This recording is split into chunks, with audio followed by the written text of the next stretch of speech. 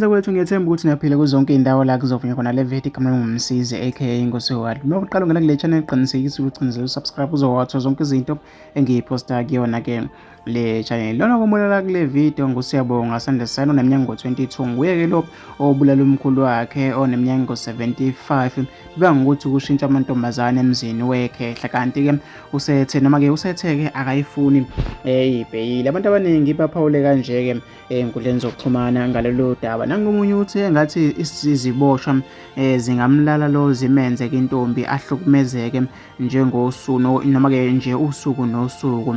Nangomunye uthi-ke uyajwayela lo masaka nesiphongo esikhulu engathi-ke esanokwanda. Wey'ngane zakwethu asazi-ke ngifisa ukuthi ngizwe uvo lwakho nombono wakho ukuthi ucabangani-ke ngalolu daba. Hlangana lapha kwi-comment section ungakhohlwa ucinezela usubscribe uzokwazi zonke izinto esiyiphosta kuyona-ke le channel.